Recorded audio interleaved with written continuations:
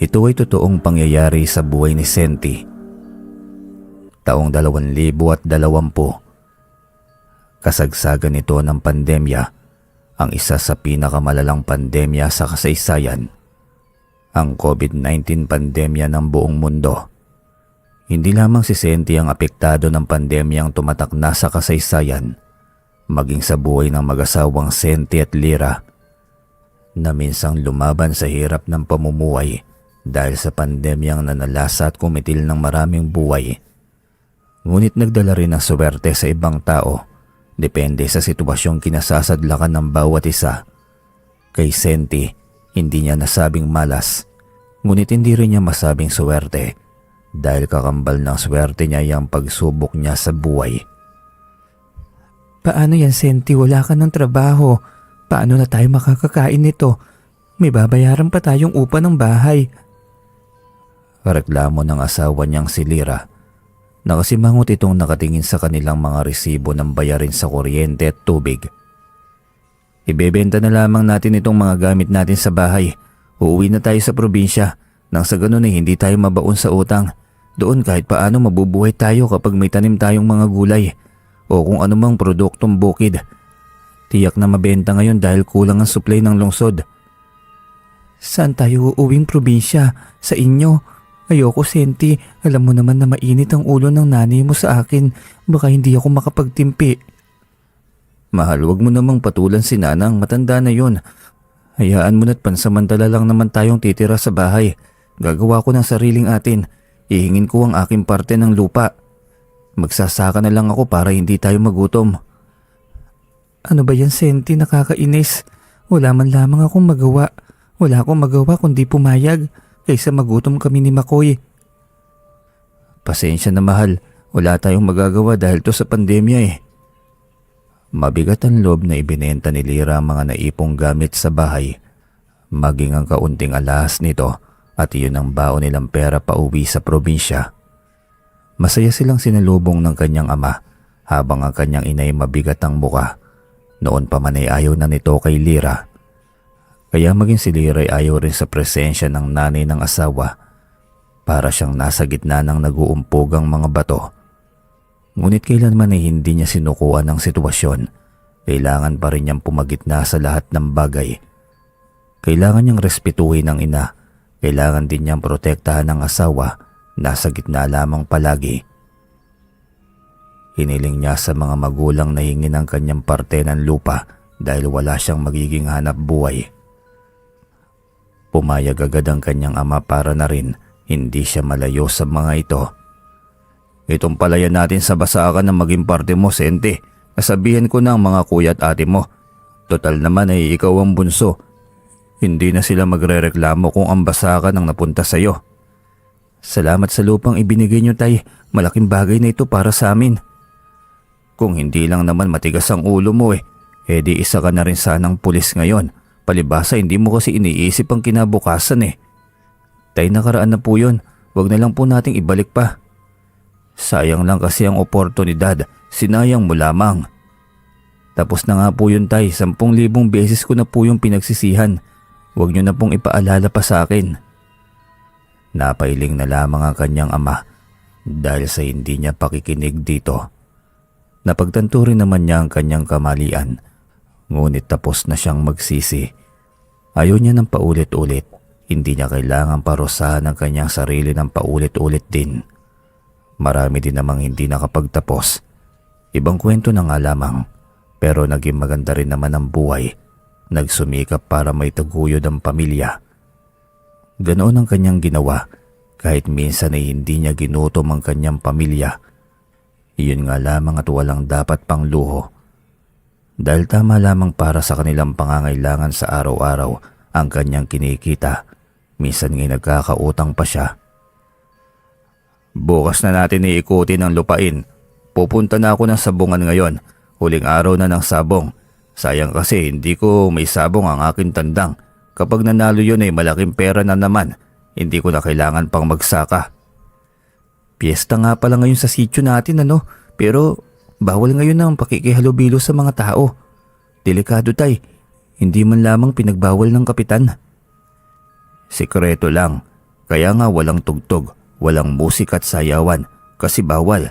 Itong sabong lamang ang nagpapatuloy kasi nakahiligan na ng mga taga rito kaya matulog ka na lamang muna.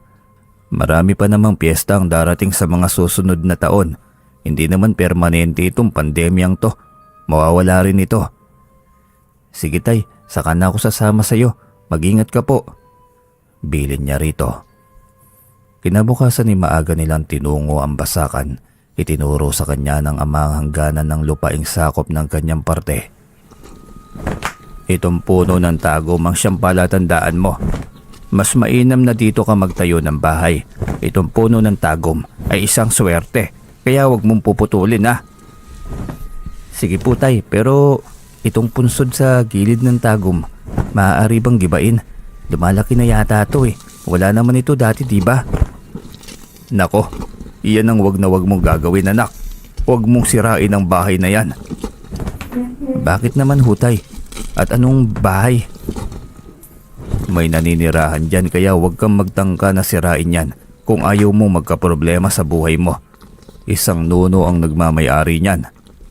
Akala ko naman 1980s pa yung mga ganyang paniniwala tay. May naniniwala pa rin pala sa ganyan hanggang ngayon. Loko kang bata ka. Hanggat narito tayong mga tao, nariyan rin silang mga elemento. Kaya huwag ka magbiro ng ganyan. Tulad natin ay may buhay din silang taglay. Ganun pala yun tay. Hindi siya nagpapaniwala sa mga ganong bagay. Ngunit inirerespeto niya ang mga paniniwala ng mga matatanda. At naniniwala rin siya sa kanyang ama dahil marami na itong nakasagupang mga elemento. May gabay nga ito noong elemento ayon dito, ngunit walang ibang nakakakita. Tanging si Mang Oka lamang ang nakikihalubilo sa kanyang gabay na elemento. Minsan na rin niyang narinig sa mga kapatid at ibang kaanak na siyang magmamana ng pagiging albularyo ng kanyang ama. Ngunit wala sa bokabularyo niya maging katulad ng ama. Wala nga siyang alam sa mga sinasambit nitong Latin. Ang kanyang asawa ay takot sa naging kwento ng kanyang ama kaya hindi itinuloy ang pagtayo ng bahay sa gitna ng kanilang palayan. Doon na sila nagpatayo ng bahay sa baryo. Bumili sila ng kapirasong lupain sapat na para makapagpatayo ng bahay. Madalas sa kanyang pag-aararo sa bukid ay inaantok siya. Kaya laging sa ilalim ng punong tagom siya tumatambay para matulog. 12:00 ng tanghali yon. Gusto niyang umidlip na sana dahil dinuduyan siya ng antok nang biglang sumulpot sa kanyang harapan ng isang maliit na nilalang. Parang sombrero ni Santa Claus ang suot nito sa ulo. Kulay puti nga lamang.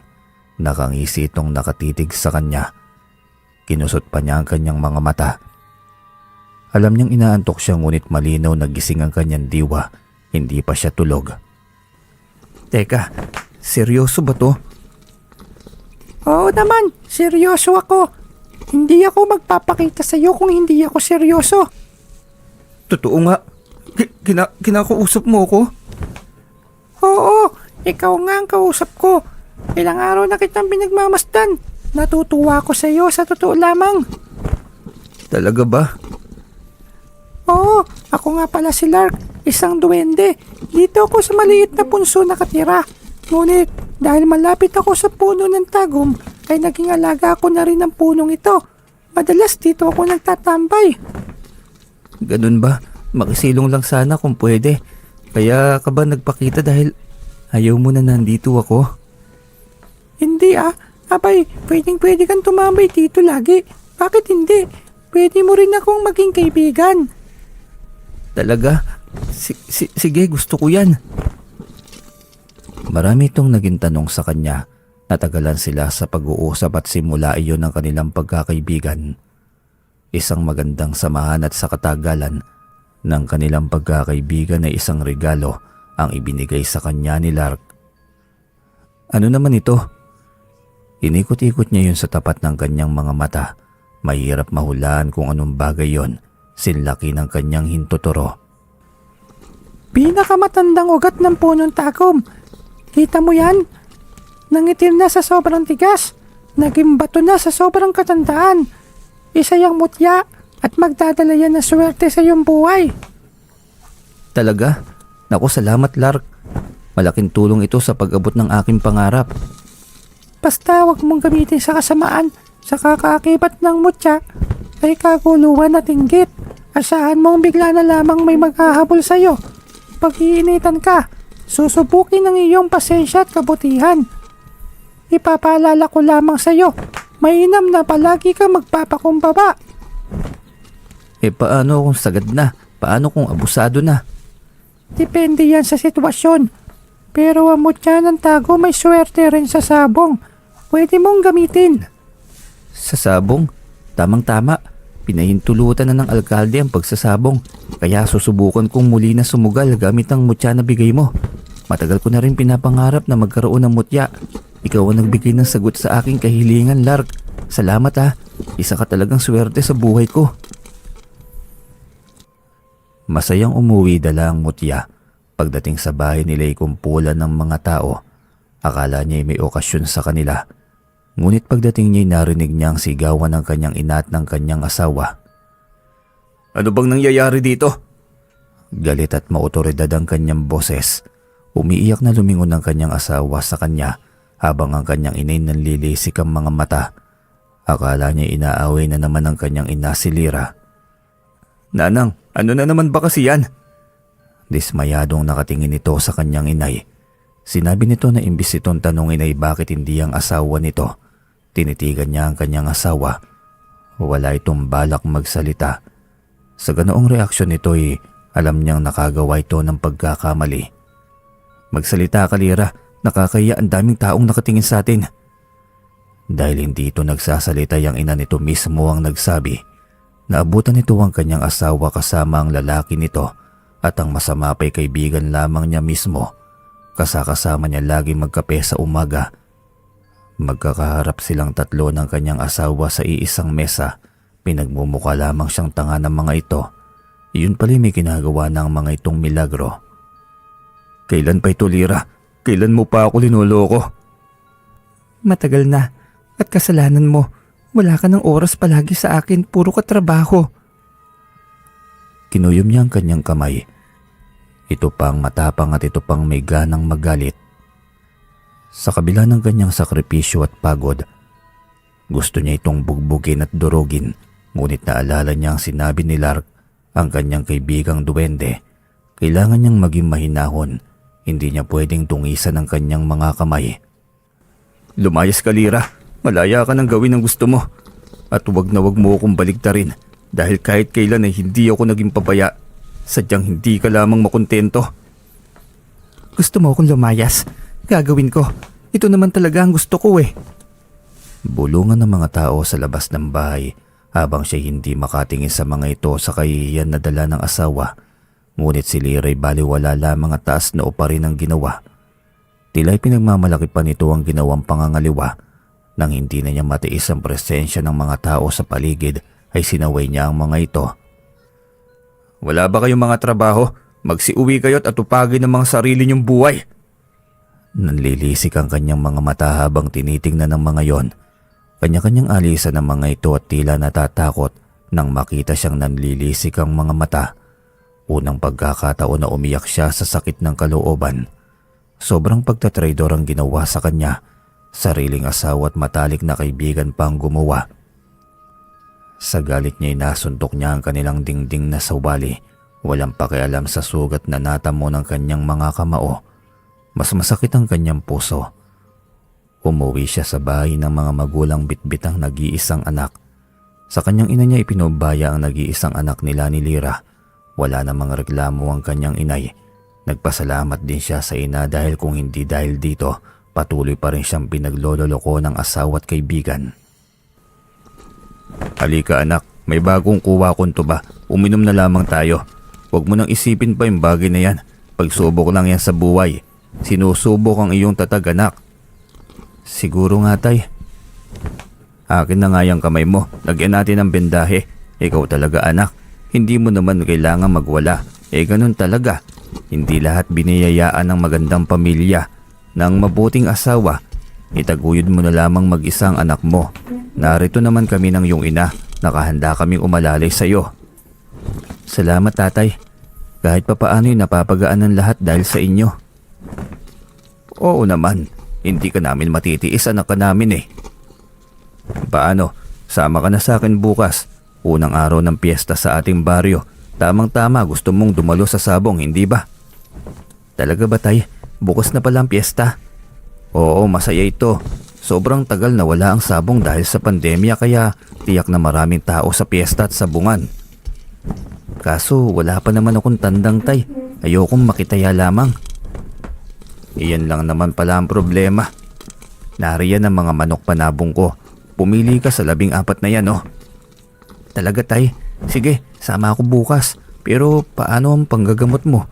Baka may maghahanap na pasyente. Nariyan naman si Maring Imbang, kapitbahay natin. Kapag wala ako sa bahay kay Maring Imbang naman sila nagpupunta. Saka minsan lang itong pistahan sa baryo natin kaya ayokong palampasin. Pasalamat tayo at binigyan tayo ng mga mabubuting kapitbahay at kababaryo na rin. Hindi lahat, tay. Hindi lahat ng mga kababaryo natin ay may mabuting puso. Mayroon ding hudas at salot. Tumawa ito sa kanyang naging dugtong kung saan ay umabot ang kanilang usapan. Silang mag-ama lamang ang nakaharap sa 2 galong tuba. Panay ang ihi nila, patuloy ang pagtatagay hanggang sa tuluyan ng nakatulog. Ang kalasingan na nagpalimot sa kanya sa problemang kinaharap niya. Kahit isang magdamag, maibsan man lamang ang kanyang nadaramang sakit. Pakiramdam niya isang pagkakamali ang kanyang buhay. Kinabukasan pagkagising niya bumulaga ang sakit ng ulo dahil sa hangover. Sakit sa dibdib na rin dahil hindi naman maiwawaglit ng paglalasing ang kanyang problema. Tangan pa rin niya yon kahit pa nakaukit ang matamis sa kanyang muka. Ngunit kahit gano'n ang pinapakita niya, alam ng kanyang ama na masakit pa rin sa kanyang puso ang lahat ng yon. Halika na anak, magkape na muna tayo. Mukhang may hangover ka. Siguro dahil sa hindi ako sanay na uminom, tay. Siguro paminsan-minsan kailangan mo ring uminom ng alak, anak. Kailangan ng alkohol ang ating katawan. Oo nga po, tay. Pinagbawalan kasi ako ni Lira noon. Ngayon ay malaya na akong gawin muli yon. Tumawa ang kanyang ama sabay iling. Humigop ulit ng kape bago muling nagsalita. Iba din talaga kung magmanipula ang babaeng yon. Uwi ka nito. Ngumiti rin siya.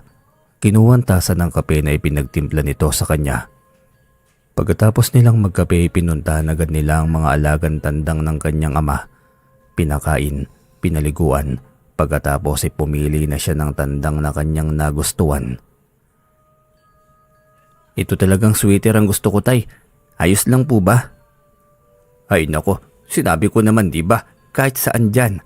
Kung gusto mong dagdagan ay ayos lamang din, walang problema sa akin. Naku, ayos na po ito, tay. Salamat po rito. Ikaw ang bahala, anak. Tuwang-tuwa siyang dinakip ang sweater na tandang. Nilalawayan pa niya ang bibig nito at sarap naman ang alagang ninanamnam yon. Yan, pampaamo kasi simula ngayon ay magiging alaga na kita. Magkatuwang tayo sa pag-abot ng aking pangarap. Pasipol-sipol siyang pagkatapos sabihin yon. Bigla niyang naalala ang bigay ni Lark na mutya. Ang sabi nito ay swerte yon sa sabong. Sa sobrang focus niya sa kanyang problema, muntik na niyang makalimutan ang kanyang mutya. Saglit niyang itinali muli ang tandang at nagpaalam sa kanyang ama na pupunta lamang sa banyo.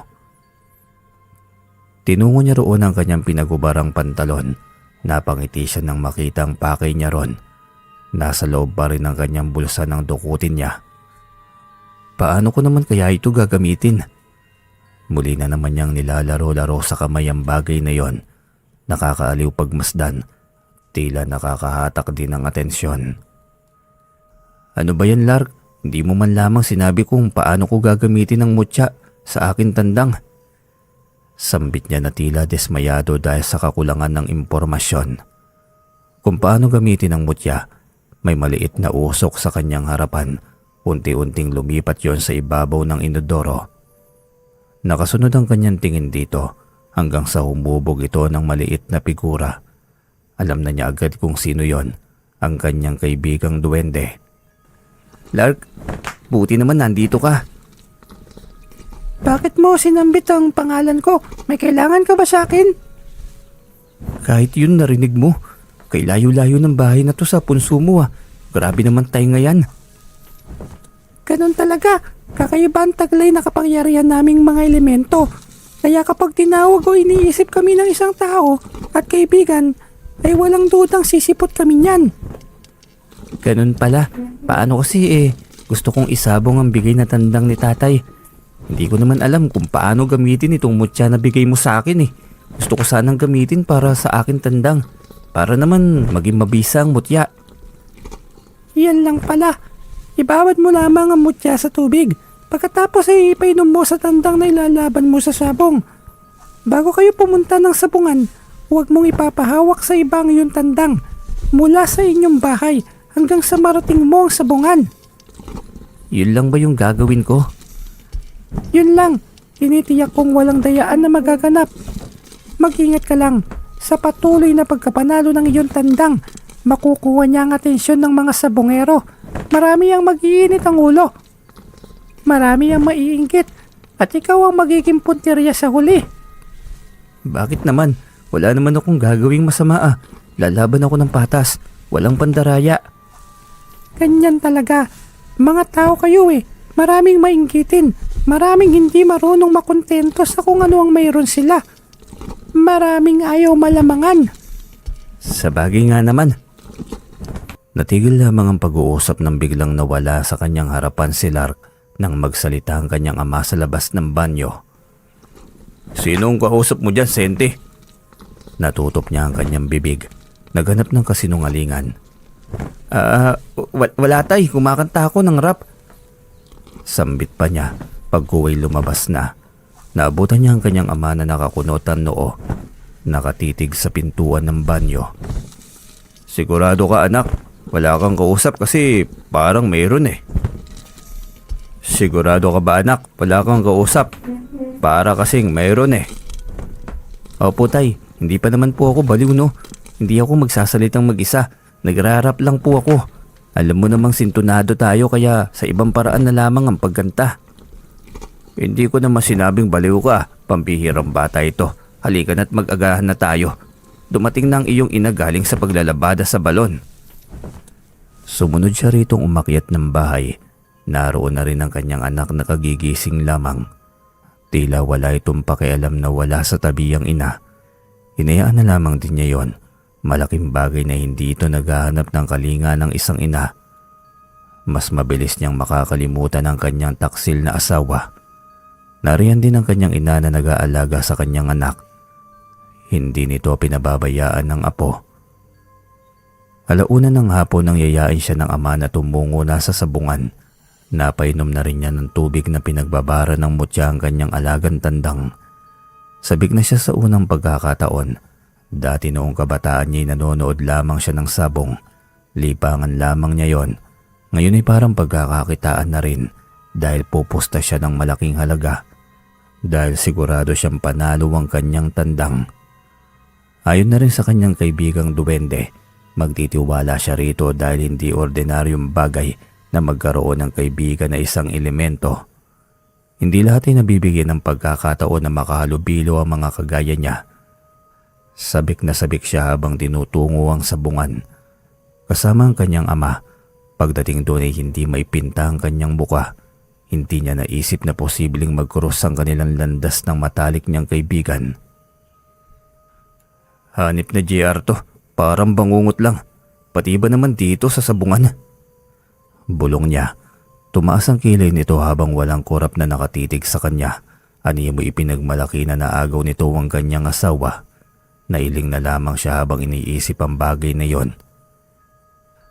Kung hindi nga ito naging matapat sa kanya, dito pa kaya ilang babae na rin ang dumaan sa buhay nito dahil bukod sa sugarol, nananakit din. Kaya alam niyang darating ang araw na magmamakaawa sa kanya ang kanyang asawa at kapag nangyari yon ay hindi na niya kayang tanggapin ito. Biglang nagsalita ang kanyang ama sa likod kaya nagising siya sa malalim na iniisip. Anak, huwag kang papatol sa gulo kung ayaw mong malasin ang tandang na panabong mo. Wala akong gagawin tay, hindi ako ganun kabastos. Huwag kang mag-alala, hindi naman kawalan sa akin ang babaeng yun tay. Mainam ngang malaman ko na mas maaga. Para lang kasi akong nag-aalaga ng ahas nun. Dinig yun ng kanyang kaharap at alam niya, sinadya niya yon at alam niyang iba ang dating ng kanyang sinasabi dito kaya ito napaubo. Nang may laban ang kanyang tandang ay nagulat siya dahil tandang din ni JR ang kanyang naging kalaban. Pambihirang pagkakataon, pati ba naman sa tandang namin, kailangan magtapat? Kibot ang kanyang bibig. Hiyawan ng mga tao sa paligid. May bulungan, may hiyawan, may nakatitig sa kanya ng kakaiba. Ngunit hindi na niya pinansin pa ang bagay na yon. Nakapokus siya sa magandang laban ng kanyang tandang. Tuwang-tuwa siya dahil unang hirit pa lamang ng kanyang suweter ay natamaan na kagad ng tari nito ang kaliwang hita ng kalaban. Hindi may pinta ang mukha ni JR habang nakatingin sa kanilang mga alagang nagsasabong. Dismayado ito sa alaga nito. Wala siyang pakialam, lalong wala siyang nararamdamang awa pa rito. Tapos na ang kanilang pagkakaibigan, tapos na ang kanilang samahan. Hindi na yun may babalik pa. Hiyawan ng mga Kristo o mananaya sa sabong mula sa kanyang likuran. Logro 11! Dublado, dublado! Sa pula, sa pula! Sa puti! Sa pula! Sa puti! Kabila ang sigaw ng mga Kristo. Mainit ang labanan ng mga tandang nila sa ruweda ng sabungan. Kampante siya, 100%.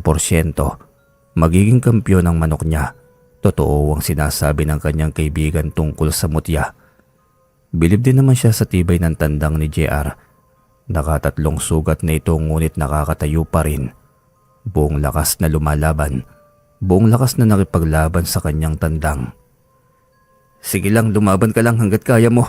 Kasi magiging tinulat pulutan ka na mamaya.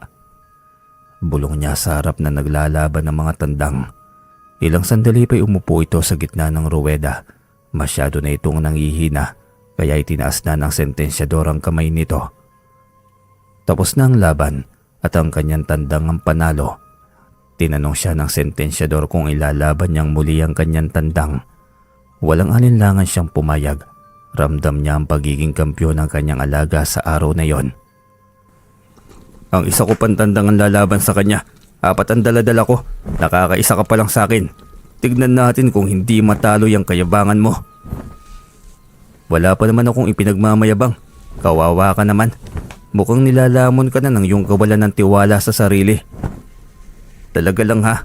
Tignan lang natin kung sino ang aatakihin sa puso nito. Masakit naman talaga ang maagawan, hindi ba?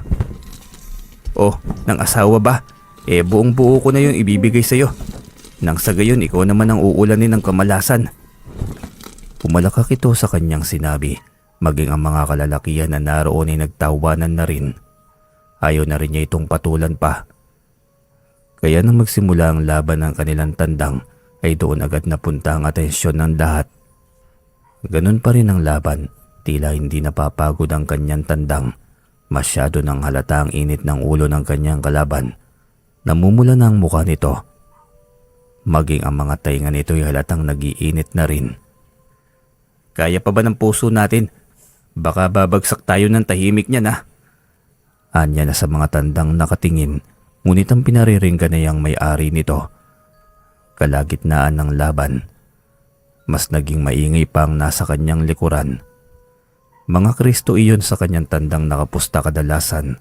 Tuwang-tuwa mga itong muli dahil sa tiyak na pagkapanalo ng tandang niya.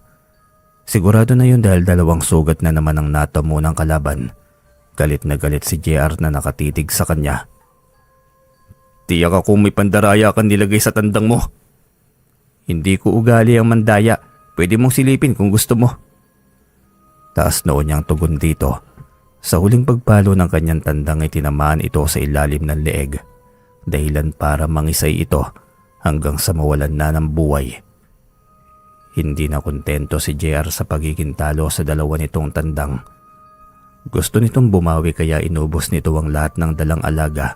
Hindi niya may paliwanag ang tuwang nadarama dahil pakiramdam niya ay nakapaghiganti na siya dahil lamang sa pagkatalo ng 4 na tandang nito.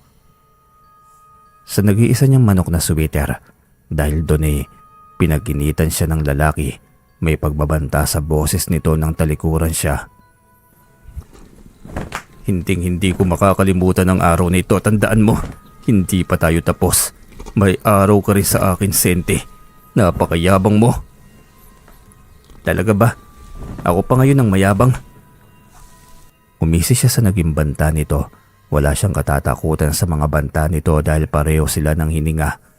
Hiram sa nag-iisang may lalang. Ang laki na naging panalo niya. Ang kanyang 5,000 ay naging 80,000 dahil sa dubladong logrohan niya. Sa 4 na sunod-sunod na pagpusta niya, ang 5,000 ay naging 10,000. Ang 10,000 ay tinodo niya sa pangalawang laban kaya naging 20 milyon. Hanggang umabot sa 80, tuwang-tuwa ang kanyang ama. Dahil sa unang pagkakataon ay noon lamang ito nakakita ng ganong kakapal na pera. Ito ang pinahawak ni Senti sa kanyang perang panalo. Kaya hindi ito mapalagay habang hawak iyon. Habang pauwi sila ay sinasabi niya sa kanyang ama na hati sila sa perang naging panalo. Ayaw nito ngunit nagpumilit siya. Tay naman kung hindi sa tandang nabigay mo di wala rin itong pera. Ang 3 tandang na panalo natin ay lulutuin natin. Pulutan at pang-ulam. Tawagin mo lahat ng aking mga tsuhin at mga pinsan tay. Bibili tayo ng maraming inumin. Ay anong gagawin mo sa isang bihag na yan? May pagbibigyan ako tay. Ikaw na munang maunang umuwi. Bit-bit itong ating bihag. Ihatid ko muna ito sa aking kakilala. Ay sige, pero umuwi ka kaagad Kailangan mo akong tulungan sa paglilinis nitong bihag. Ang dami nito. Saka ang gusto ko ikaw rin ang magtimpla. Ang sarap mong maglutong bata ka Hinahanap lagi ng panlasa ko ang timpla mong yon.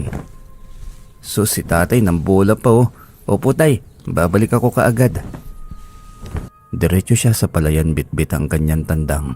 Alam niyang nagtataka ang kanyang ama, ngunit hindi niya pwedeng sabihin dito ang tungkol kay Lark, ang kanyang kaibigang duwende. Iaalay niya rito ang kanyang unang panalo at hindi siya nagkamali dahil tuwang-tuwa ito nang makita ang tandang na bitbit niya. Kanina ka pa nakaabang? Nakita lang kita mula sa malayo. Parang nangangamoy panalo Oo, at itong unang panalo ko ibibigay ko to sa'yo.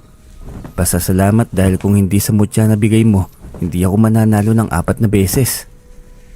Nakakatuwa naman. O siya, hindi ko tatanggihan ng alok mong tandang. Ang sarap nito. Salamat ulit Lark. Pinapangako kong hindi ko abusuhin ang pagkakataong binigay mo sa akin. Tutulong ako sa mga nangangailangan. Ikaw ba?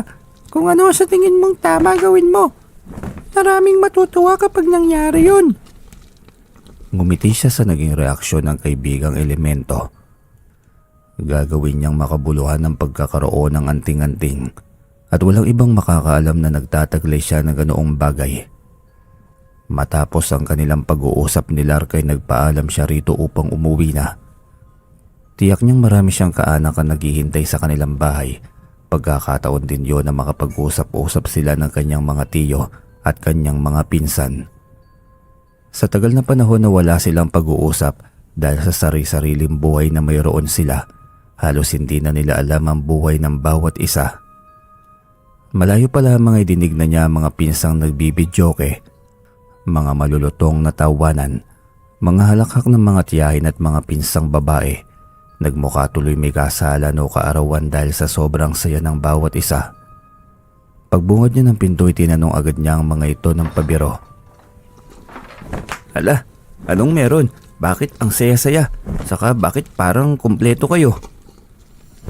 Abay hindi ko pa sinasabi sa kanila anak, nagsidatingan na. Sinabi raw ng mga sabungerong kapitbahay na pumaldo ka 4 na beses kaya heto sila, nangihingi ng balato. Sus, yun lang naman pala. Oo naman, lahat may balato sa akin. Mas lalo pang nagiyawan ng mga yon. Tuwang-tuwa siya habang nakatingin sa mga kaanak niyang katulad niya ay sakto lamang din ang narating sa buhay.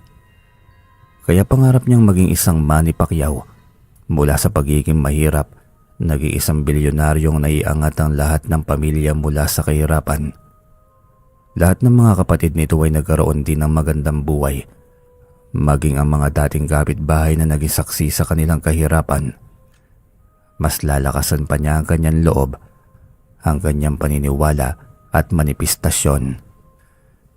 Hindi siya hanggang doon lamang dahil mas may mararating pa ang buhay niya. Matapos ang araw na yon ay inumpisahan niya ang magandang pananaw sa buhay. Ang naiwang pera na panalo niya ibinili niya lahat ng maraming tandang, iba-ibang rasa at kalidad.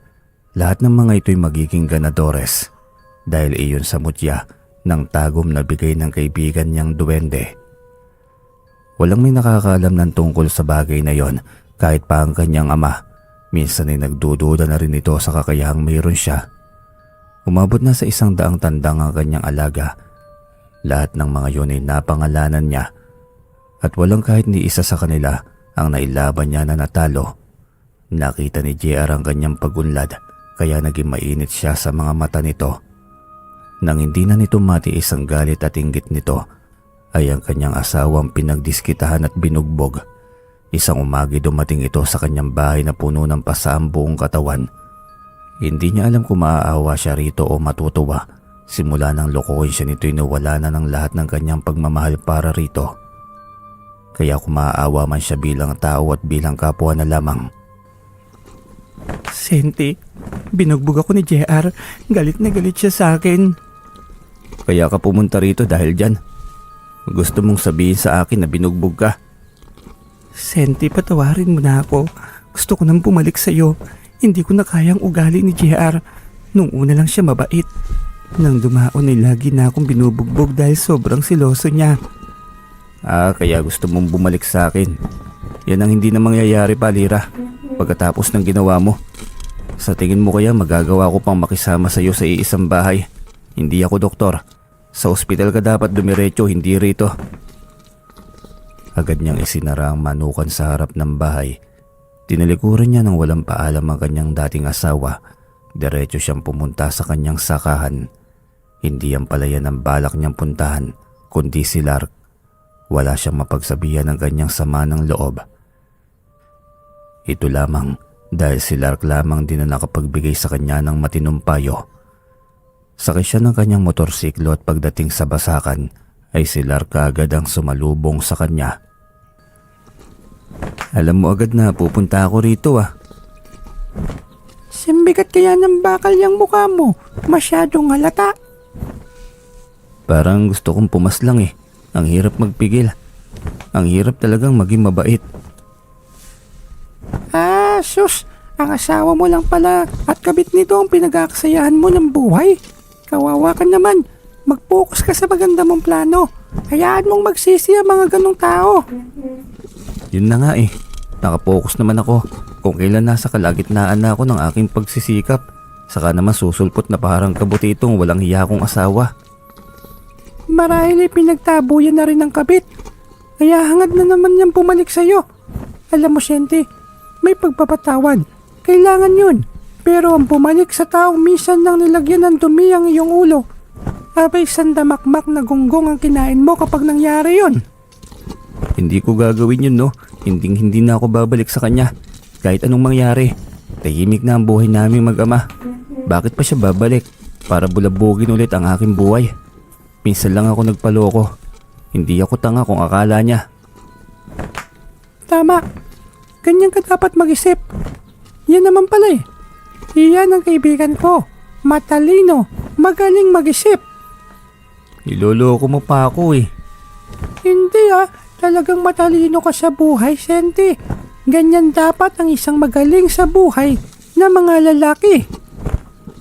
Mahabang kanilang naging usapan.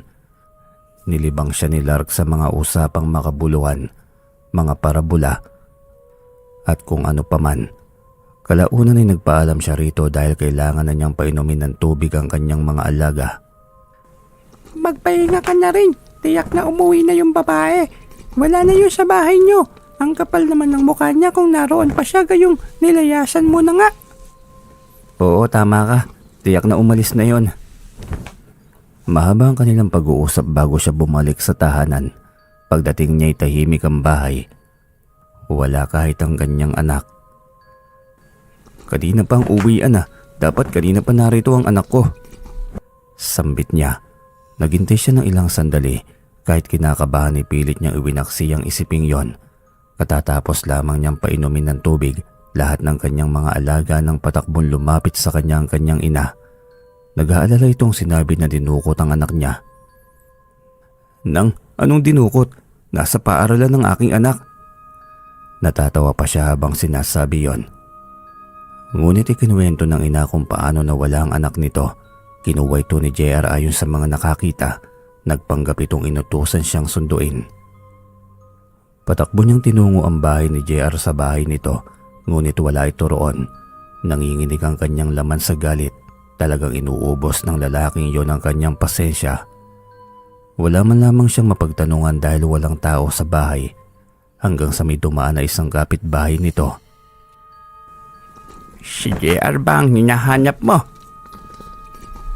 Ay opo sana lo. Magandang araw po. Mano po, nasaan na kaya ang taong yun? Bakit parang abandonado na yung bahay niya? Nako, kay bait na bata naman. Kaawaan ka ng Panginoon, anak. Pero alam mo, si JR na hinahanap mo'y nagmamadaling umalis tangan ng bata. Ayan no, may iniwang sulat sa harapan ng gate nila. Sulat po niya yan? Para saan? At bakit dyan lamang niya ito iniwan? Yan ang hindi ko alam. Nakita ko lang kanina na nilagay niya bago nagmamadaling lumisan. Siguro may hinihintay talagang bisita yung taong yon. Patakbo niyang kinuha ang kapirasong papel. Namilog ang kanyang mga mata nang makita ang laman ng mensahe. Kung gusto mong makita muli ang anak mo, ibigay mo sa akin ang halaga na hinihiling ko, 100,000 piso. Yun ang nakasulat sa papel. Akyatan lahat ng dugo sa kanyang ulo pagkabasa ng sulat na yon. Talaga namang wala na sa tamang katinuan itong si JR. Hindi siya ganoon katanga para ibigay ang gusto nito. Buong tapang niya itong pinuntahan sa sinabing lugar nito kung saan niya gustong puntahan. Wala siyang dala kahit na ano. Sa gitna ng kanyang paglalakbay ay bigla niyang naisipan si Lark. Bakit nga ba hindi? Dito siya hihingi ng tulong. Siguradong hindi siya nito pababayaan. Agad niya itong tinawag. Isang munting usok ang bumuo sa kanyang harapan hanggang sa tuluyang bumulaga si Lark sa harapan niya. Lark, Bakit? Ano ba ang problema? ang anak ko si Makoy nawawala. Kinuha ni JR. Ang sabi niya tubusin ko doon ng 100,000. Naloko na. Halika, puntahan natin ng maturuan ng leksyon. Parang sumusobra na sa kahayupan ng lalaking yan. Halika na, sumampa ka sa likod ko. Huwag na. Hihintayin kita sa lugar na sinasabi mo. Pag-uwi ka nito'y bigla itong naglaho sa kanyang harapan. Natawa siya sa kanyang sinabi. Nakalimutan niyang para nga pala itong kabute na kung saan-saan lamang sumusulpot. Pagdating sa bukana ng sakahan ay agad niyang tinawag ito. Nandito ako. Nakaupo ito sa bunga ng unanong niyog. Anong ginagawa mo dyan? Bumaba ka nga. Saway niya kaya bigla itong naglaho at muling sumulpot sa kanyang balikat. Naiiling na lamang siya. Nasa kubo sila. Umiiyak ang anak mo. Doon ka galing? Mismo. Kinuha mo sana ang anak ko. Bakit ako? Anak ko ba yun? Anak mo yun eh. Ikaw ang kumuha. Pambihira. Tinakot ko pa niyan yung anak mo eh. Mukha pa naman yung matatakutin. Hindi na lamang siya tumugon pa. Nagpaturo siya dito ng daanan at malayo pa lamang ay nakatingin na sa kanya si JR. Nakapamiwang habang umihitit ng sigarilyo. Hindi mo naman sinabing nariyan si JR. Akala ko naman mag-isa lang ang anak ko. Sino bang kumuha sa anak mo? Di ba si JR? Malamang nariyan din siya. Ngunit siyempre, kayang-kaya kong bulagin yan. Hindi niya tayo makikita hanggang sa pagdating natin sa kanyang harapan. Ibig mong sabihin, hindi niya tayo makikita? Hindi yan. Hindi niya tayo nakikita. Bakit siya nakaharap sa atin? Naghihintay sa pagdating mo. Kanina pa yan nababagot. Kanina pa nga yan nagbumumura eh. Talaga ba? Kung ganito, na hindi naman pala tayo nakikita, mas mainam na paglaruan ng taong ito ng maturuan ng leksyon. Ikaw ang bahala. Kung anong leksyon ang ituturo mo'y manonood lang ako. Mas binilisan pa niya ang kanyang hakbang. Gustong-gusto na niyang paglaruan ng kirido ng kanyang asawa. Makakaganti na rin siya dito sa wakas. Malayo pa lamang ay dinig na niya itong nagsasalitang mag-isa Nagmumumura habang bigkas ang kanyang pangalan. Narinig niyang umiiyak ang kanyang anak at pinapagalitan ito ni JR. Tumahimik ka dyan at hindi ka makakalabas sa teritoryong ito hanggat walang 100,000 piso na kapalit mo. 100,000 mo mukha mo. Napalingon ito at inikot ang paningin. Nagtataka ito sa narinig. Wala itong nakikita na kahit na anino kaya napakunot ang noon nito. Bugok na yun. Kahit sa imahinasyon ko nagsisisi pa rin. Talaga lang ha? Muli niyang sagot kaya naman nagulat na naman ito. Paikot-ikot ito sa kinatatayuan niya. Hanep, sa tagal ko nang gumagamit ng pinagbabawal na gamot. Ngayon ko lang naranasan ng ganitong halusinasyon. Pinaglalaroan pa ako ng aking isipan. Hayop na drogang yan. Tahimik siyang nakamasid dito. Sabi na nga ba niya't gumagamit nga ito. Kaya pala ang lakas ng loob nitong gumawa ng kasamaan. Ang pambubugbog sa dati niyang asawa, ang pagkidnap sa kanyang anak. Hindi normal na gawain yun ng tao. Dapat nga'y matagal na niyang ipinakulong ito. Ang pagkidnap sa kanyang anak ay isang malaking kaso. Kung hindi lamang siya natatakot na baka paslangin nito ang anak niya, oras na may makita itong pulis. Kaya mas mainam na siya mismo ang humarap dito. Sumenyas siya kay Lark. Inutusan niya itong paglaruan si JR habang kinukuha niya ang anak na si McCoy sa loob ng kubo nito. Agad ay yung sinunod ni Lark. Pinaglaruan nito ang nakalutang pa na utak ni JR. Kagagamit lamang nito ng droga kaya matindi pa ang epekto. Nagmamadali niyang pinuntahan ang anak niya. Papa. Shh! Hinaan mo ang boses mo, anak. Sinaktan ka ba ng taong yon? Hindi po, Tay. Mabuti kung ganun. Dahil oras na sinaktan ka niya, di lalang ng taong yun ang walang pasa. Tatay, kapalit daw ng kalayaan ko ay pera. Hindi daw ako makakalabas dito kapag walang kapalit na pera. Baliwan taong yun, anak. Huwag mo nang isipin pa ang tungkol dyan. Halika na, umalis na tayo rito. Papa, nasa labas lang siya. Mahuhuli niya tayo. Hindi, anak, magtiwala ka sa papa. Humawa ka lang sa akin, huwag kang bibitaw. Sinunod nito ang kanyang utos. Naglakad sila palabas ng sakahang yon habang patuloy na pinaglalaroan ni Lark si JR sa bakura ng kubo nito. Papa, anong nangyari sa kanya? Bakit iikot-ikot siya? Baliw yata yung taong yun, nak. Kita mong dinukot ka niya para lamang pirahan ako. Wala sa matinong pag-iisip ang mga ganyang tao. Tumango lamang ito. Tahimik nilang tinungo ang nakaparada niyang motorsiklo na nakatalikod sa likod ng malaking puno sa gilid ng munting daanan. Nang paanda rin niya yun ay humarurot na ang takbo, ay saka lamang napatingin sa kanila si JR. Napamura ito habang sumisigaw. Natawa na lamang siya habang nililingon ito. Habol JR, dadalhin kita sa bilibid oras na gawin mo ang bagay na yan. Sigaw niya. Dire-diretso na siya hanggang sa makarating sa kanilang bahay. Sakalang muling umiyak ang kanyang anak. Subalit tinuruan niya itong maging matapang. Ayaw niyang maging iyakin lamang ito. Sakto ring pagdating ni Mang Oka. Naku po, mabutit walang ginawang masama sa iyo yung lalaking yon. Tay, anong disiplina kaya ang pwede natin gawin? Nang sa ganun ay tumino naman ang taong yon. Nakakaubos na ng pasensya eh. Gusto mo bang gawan ko ng ritual? Anong ritual naman po, tay? Baka babalik naman tayo sa karma. Hindi yan. Babaliwin lang natin ng kaunti. Disiplina lamang sa kasamaan. Sigurado, tay, ha? Oo, kaya sabi ko sa iyo, aralin mo itong kaalaman ko. Medyo matanda na ako, anak. Sa henerasyon ngayon, masyadong kaunti na lamang ang may kaalaman sa ganitong bagay. Panggagamot at disiplina sa masasamang gawain. Ayoko nga, tay. Hindi ko kakayanin ng ganyan. Gusto mo ba akong mabaliw na lang? May mga taong may kakayahang magmana sa ama. Napabugan ng hangin si Mang Oka. Hindi na lamang siya nito pinilit pa. Dahil ang bagay na yun ay hindi ipinagpipilit sa taong ayaw. At sa taong walang kakayahan sa ganong bagay. Ayos na sa kanya na nabiyayaan ng mutya at isang elementong kaibigan.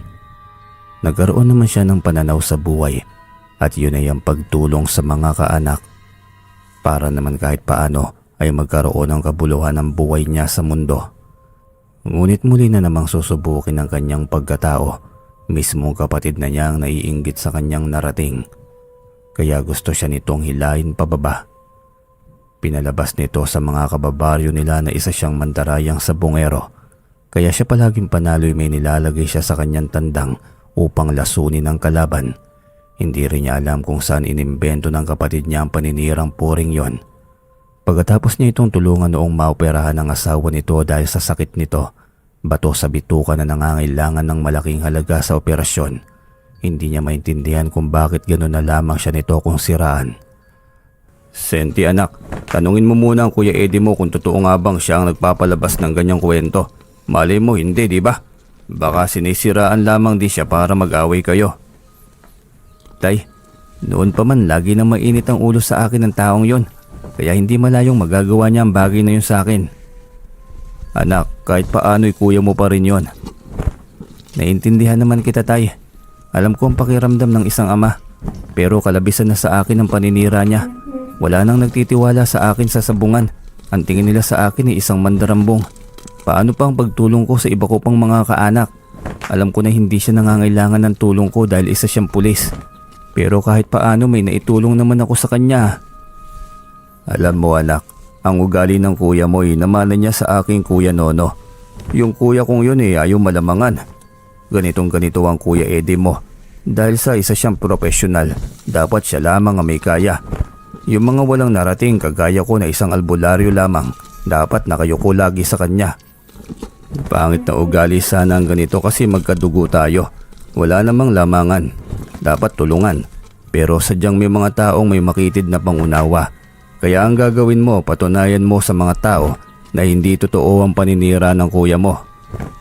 Napabuntong hininga na lamang siya habang pilit na iniintindi ang pakiusap at pangaral ng ama. Hanggang sa mga oras na yun ay hirap siyang mag-isip kung paano mapapatunayan sa mga tao na hindi totoo ang sinasabi ng kanyang Kuya Eddie. Madalas lamang siyang nakatambay sa kanilang manukan. Madalas nakatulala. Ilang linggo na siyang hindi nakapunta sa sabungan. Tuluyan na siyang pinanghihinaan ng loob. Isang tanghaling tapat habang nakaupo siya sa kanyang kubo na nasa gitna ng kanyang malawak na manukan, ay biglang sumulpot sa kanyang harapan si Lark. Nabasa agad nito ang laman ng kanyang puso at isipan. Ano ba yan? Pinanghihinaan ka na ng loob. Sabi ko naman hindi ba susukatin ang pasensya at paniniwala mo. Ipakita mo ang tapang at lakas mo na mayroon ka. Huwag kang padaig sa mga paninira sa iyo. Walang katotohanan yan. Alam mo sa sarili mo ang bagay na yon. Kaya wala kang dapat na patunayan. Alam mo, Senti, parang ayoko nang tumulong pa. Maging mabuti ka at sa hindi may sasabihin pa rin sa iyo ang mga tao eh. Natural lang naman yun eh. Huwag kang panghinaan ng loob. Ang kabutihan ay hanggang wakas. Ang kasamaan ay panandalian bagay lamang yan. Kaya lagi kang mag-isip ng positibo. Ngumiti siya rito. Magandang payo yon. Ang sarap pakinggan. Ngunit tila kay hirap namang gawin. Pagkatapos ng mga nangyari sa kanya, abala silang nag-uusap nang biglang magsalita si Eddie sa kanilang likuran. Ang dami naman pala ng mga tandang na ito. Dakilang sugarol ka talaga, Senti. May mukha ka pa talagang ihaharap sa akin pagkatapos ng ginawa mo. Bakit naman? Inaano ba kita? Nako, paalam na Senti. Kausapin mo yung kuya mo. Baka manuno yan sa akin pag hindi ako nakapagtimpi. Pigil siyang natawa sa sinabi ng kaibigang elemento. Nakita niya ang biglaang pagkawala nito mula sa gilid ng kanyang mga mata. Wala siyang reaksyon dahil tiyak na pagkakamala na naman siyang baliw ng kanyang Kuya Eddie. Saka lamang niya ito binalingan. Ang kapal talaga ng mukha mo, Kuya Eddie. Wala ka na iambag sa buhay ko. Pero ako, malaki ang naging ambag ko sa buhay ng asawa mo. Hindi ko na dapat pang sabihin to, ngunit siguradong kailangan mong maalala. Para yun lang mayabang ka na kaagad. Wala akong pinagmamayabang, kuya. Hindi ko alam kung bakit mo ginagawa sa akin to. Bakit mo ako sinisiraan sa iba? Sinisiraan? Bakit hindi ba totoo? Paano ka nagsasabong ng walang talo? Hindi ba kahina-hinala? Ano? Alaga ng demonyo yung tandang mo at ayaw mamatay-matay? Kuyom niya ang kanyang mga kamay habang matalim ang titig sa kanyang kapatid. Hindi niya alam kung paano siya magpipigil sa ganoong sitwasyon. Mabuti na lamang at dumating ang kanyang ama dahil kung wala'y tiyak na malaking gulo ang namamagitan sa kanilang dalawa ng Kuya Eddie niya. Bakit ka pa nandito? Eddie, umalis ka na para wala ngang gulo. Kaya lumalaki ang ulo nitong bunso mo. Simula pagkabata siya na lamang palagi ang mahalaga. Kita mo yung basakan. Sa lawak na yun, sa kanya mo lamang lahat pinamana. Hindi totoo yan. Huwag mong ibahin ang usapan, Eddie. Ang ginawa mong paninira sa imahe ng iyong kapatid ang harapin mo. Paninira ka mo? Totoo naman yun ah. Palibasa ikaw ang nagbigay ng panlason para sa kalabang tandang ng anak mong walang kwenta. Tamo na, pati ako dinadamay mo pa. Sino ang nagbigay sa iyo ng ganyang kaalaman? Si JR lang naman. Alam niya ang sikreto nyo, kaya wag mo nang pagtakpan pa ang anak mo. Sa tono ng pananalita mo, kuya, parang nahihimikan kung pareho kayong dalawang may sayad. Ibig din kayang sabihin niyan ay pareho kayong adik. Nagulat ito sa kanyang sinabi, hindi nakatugon at mabilis din siyang sinaway ng kanyang ama. Huwag ka nang gumanti pa sa mga masasakit na salita, Sente. Huwag mo nang patulan ng kuya mo. Ikaw, Eddie, umalis ka na rito. Pakiusap lang. Ako na ang humihingi ng katahimikan. Ayoko mag-away kayong magkapatid. Umalis ka na, kuya, bago pa tuluyang maubos ang respeto ko sa iyo. Matalim ang titig nito sa kanya, ngunit hindi na rin ito nagsasalita pa habang umahakbang patras. Biglang may dumulog na motorsiklo at sakay doon si JR nang biglang nilapitan ng kanyang Kuya Eddie. Sibat na tayo. Nandito si tatay. Agad nitong pinaharurot ang motorsiklo matapos utusan ni Eddie. Kita mo yun, tay? May balak na masama ang dalawang yun kung hindi mo pa naunahan. Dalawa lamang kayong magkapatid na lalaki. Ang gusto ko sana'y magkaisa kayo. Pero bakit parang mas malala pa kayo sa mga hindi magkadugo? Pasensya na po, tay. Hindi ko gusto na bigyan ka ng problema. Pero anong magagawa ko noon pa man mainit na talaga ang dugo ni Kuya Eddie sa akin. Siguro may kulang sa pagpapalaki ko sa inyo. Siguro kasalanan ko ang lahat. Malungkot siyang napatingin sa ama. Hindi niya alam kung saan ito nagkulang. Gayong napakabait at responsableng ama naman ito sa kanila. Siya nga lamang itong tanga't hindi nag-iisip ng tama. Abusado sa kabaitan ng ama, kaya tuloy hindi nakapagtapos. Kaya ngayon siya bumabawi. Hindi siya naging professional pero nagkaroon siya ng magandang buhay. Magandang swerte. Dulot ng mutya ng tagom na bigay ng kanyang kaibigang duwende. Tay, isa kang ulirang ama. Hindi nagtagumpay ang aming buhay kung hindi naging maganda ang pagpapalaki mo sa amin. Hindi ito tumugon at malungkot pa rin ang tingin sa malayo. Hindi pa siya tuluyang nakakabawi sa ama. Alam niya yun at marami pang kulang sa kanyang mga pagbawi. Kaya hanggat may pagpapala, hanggat nariyan ang kanyang mga magulang, ibibigay niya lahat ng bagay na sa tingin niya nakakasaya para sa mga ito. Muling nabuhay ang kanyang loob, wala siyang ginawang pandaraya. Kaya niya yung panindigan. Sa kabilang bayan ng Sabong, may kalayuan ngunit dahil sa isang misyon at katuparan ng kanyang plano'y walang alinlangan siyang bumiyahe patungo ron. Bago siya umalis pinainom muna niya ng pinagbabara ng mutya. Mahigit isang oras ang biyahe ng motorsiklo, ngunit hindi yun alintana. Dahil ramdam niya ang pagiging panalo sa araw na yon.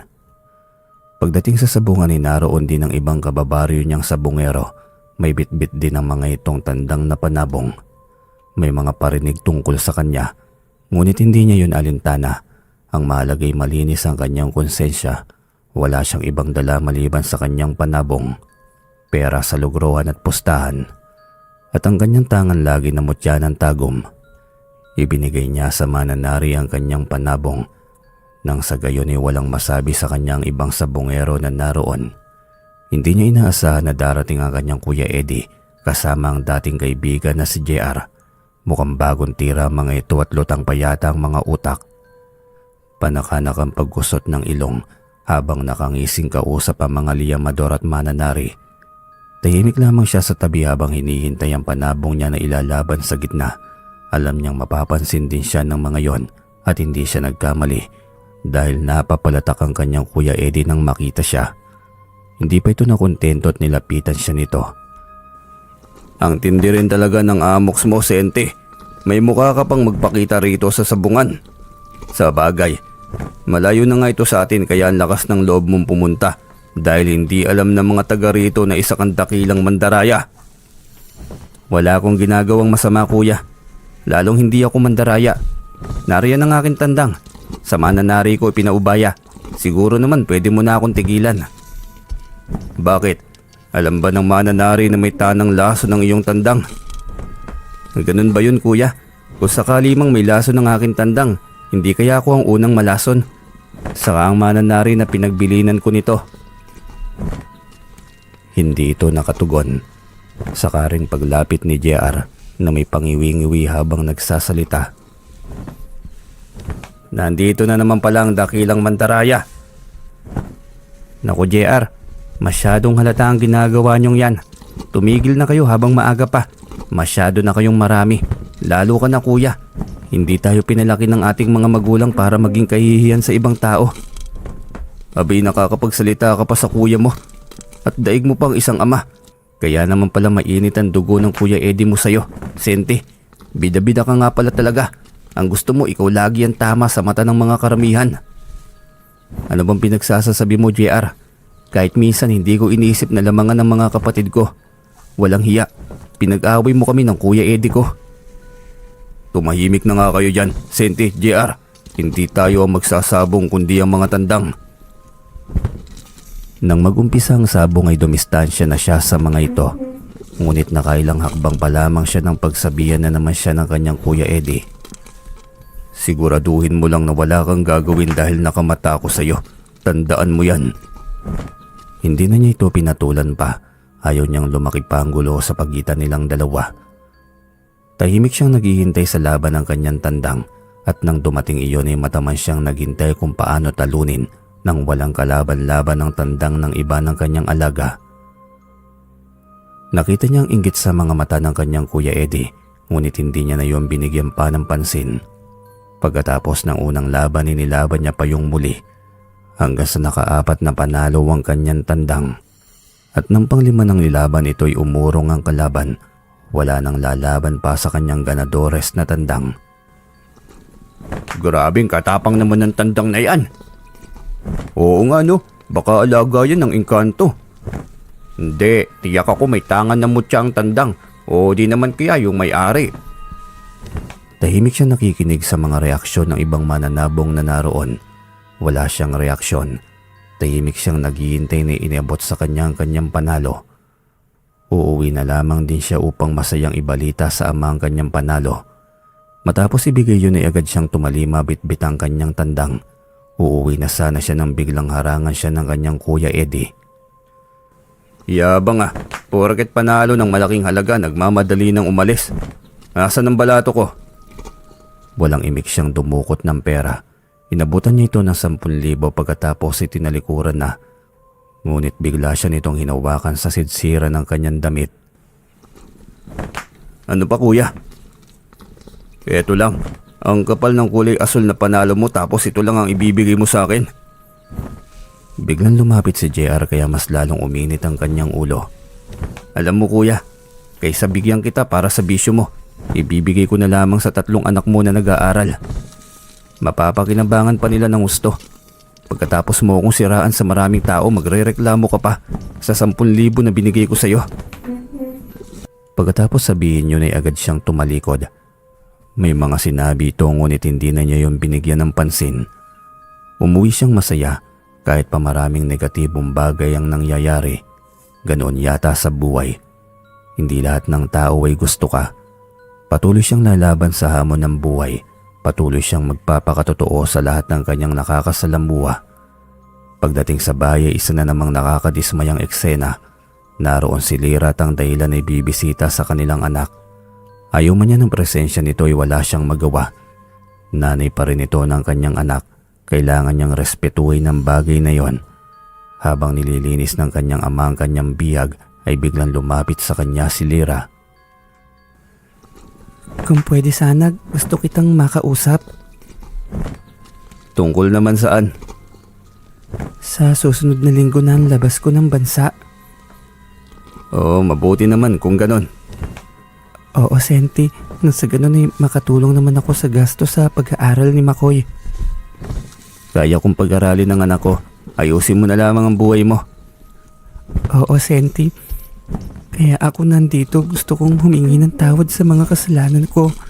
Kung hindi man tayo magkabalikan, kahit sana bilang kapwa na lang at bilang ina ng ating anak. Oo naman, matagal na kitang napatawad. Pero sana huwag ka nang umasa na magkakabalikan pa tayo dahil hindi na mangyayari yon. Naiintindihan ko, Senti. Kasalanan ko naman. Tapos ko na rin pagsisihan ng lahat. Ang mahalaga ngayon sa akin ay makapag-usap tayo ng maayos. Ngumiti lamang siya rito. Naging maayos ang kanilang pag-uusap. At bago umalis si Leray, binigyan niya ito ng pera para baunin patungong Hong Kong. Nag-apply itong DH at mabilis na natanggap. Kinuha nito ang pera na bigay niya at nagpasalamat. Masaya na sana siya dahil maayos na ang pagitan nila. Ngunit isang masamang balita ang dumating na makaalis na ito. O Kaloy, bakit napasugod ka? Tanong niya kay Kaloy na kapitbahay niya. Naroon ito kanina sa sabungan kaya nagtaka siya kung bakit kakaiba ang reaksyon nito sa muka. Oo, yung kapatid mong pulis, mukhang wala ng buhay ng isugod sa ospital eh. Ano yung narinig ko? Mang Oka, galing ako sa kabilang bayan. Ibabalita ko lang sana na ang anak mong pulis mukhang wala ng buhay ng isugod sa ospital. Teka Kaloy, linawin mo nga yung sinasabi mo. Ano bang ginawa ng kuya ko? Silang dalawa nung adik na si JR, nag-away. Dahil gustong makihati sa perang mayroon ng Kuya Eddie mo. Ayun, nagsaksakan silang pareho gamit ng tari ng inagaw nila sa may-ari. Naghatingin na silang dalawa ng kanyang ama. Kitang-kita niya ang sakit sa mga mata ng ama nito. Bigla siyang kinabahan. Kung hindi siya nagkakamali ay ang perang binigay niya sa kanyang kuya ang gustong hingian ng kalahati ni JR. Marahil ay gusto na naman bumili nito ng ipinagbabawal na droga. Salamat sa impormasyon mo, Kaloy. Ngayon din ay pupunta na kami sa ospital. Sige po, Mang Oka, Senti, iyan lang din ang sadya ko. Uwi ka nito bago nagpaalam. Mabigat ang kanyang mga balikat, ngunit para siyang nakalutang sa hangin. Hindi niya maintindihan ang kanyang sarili. Pakiramdam niya kasalanan niya ang lahat. Dapat ay hindi na niya iniwanan ng kanyang Kuya Eddie. Pagdating ng ospital ay may takip ng puting kumot ang kanyang kuya, maging ang kaibigan nitong si JR sa kanyang tabi.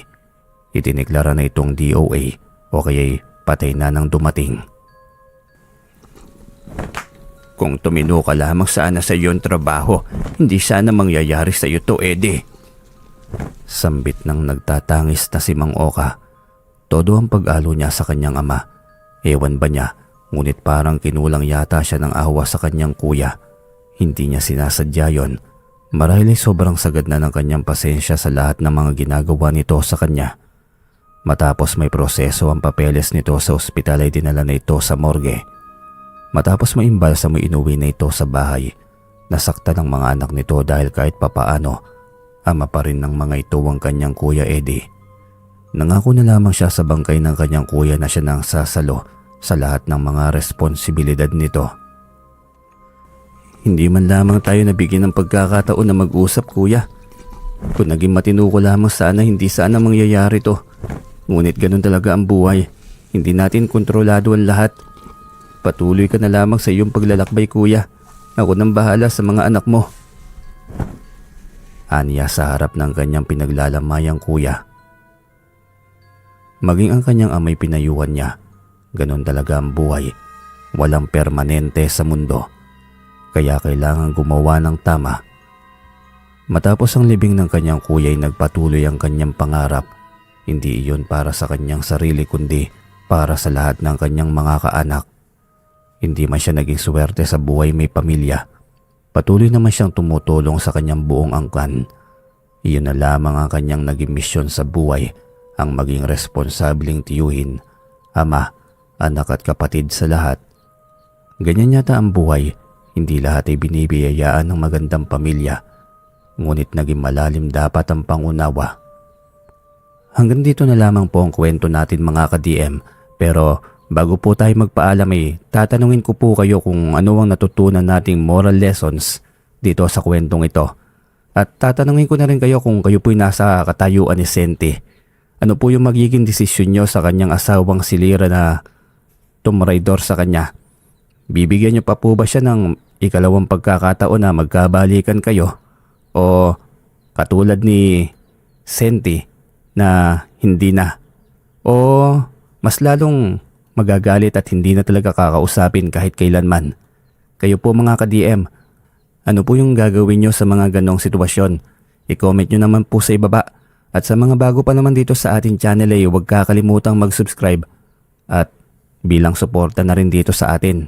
Yun lamang po.